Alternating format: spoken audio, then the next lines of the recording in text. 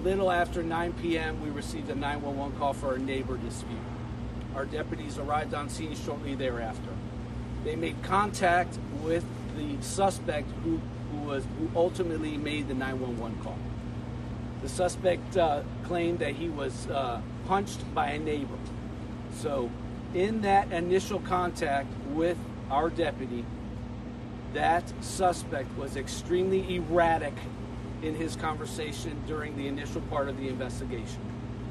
Very hostile, so much so that he was walking up on the deputy and encroaching on him, and our deputy did an outstanding job of de-escalating the situation and asking for that suspect to please relax, calm down. It worked for a little bit, however, that suspect continued his hostile and aggressive and violent behavior. He was able to get some initial portions of the investigation completed. He then moved on to speak to the other neighbor involved in the neighbor dispute.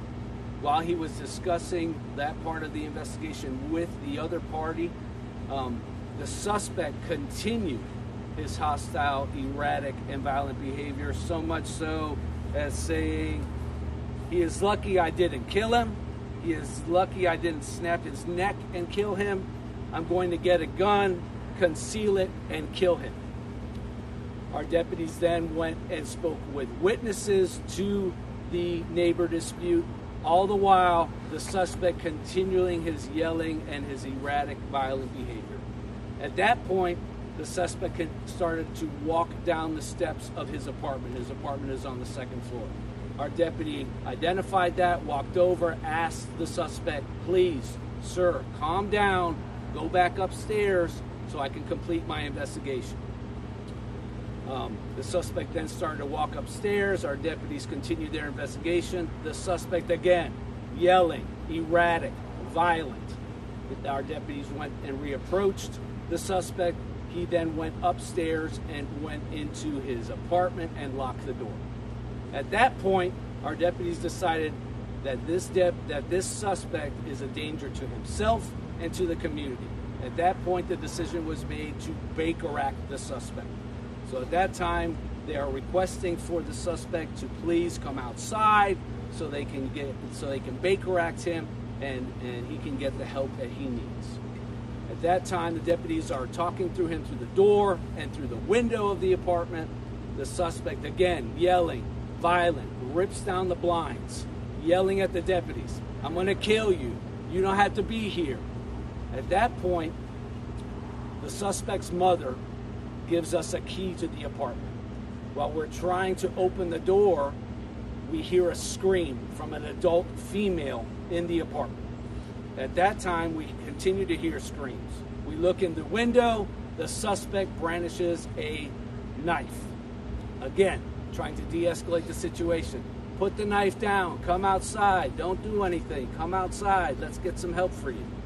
At that point, the suspect grabs the adult female around the neck and pulls the adult female into the back bedroom. At that time, the deputies have to act. So they break the window of the apartment, make entry into the apartment, brandish their firearms again, demanding and ordering the suspect, drop the knife, drop the knife. They make entry into the back bedroom. The suspect has the knife against the adult female's body, and then our deputies shoot and kill the suspect. No deputies were injured in this officer-involved shooting. The name of the deputy who was involved in the shooting is Deputy John Howes. He has been with the Hillsborough County Sheriff's Office for 9 months. He does not have a history of use of force or internal affairs history. But let me just make something clear here.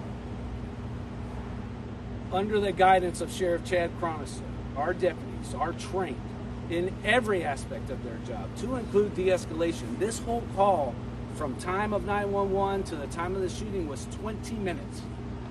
20 minutes of trying to de-escalate this situation. And then it resulted in almost a hostage situation, which it was, and our deputies reacted incredibly in this time.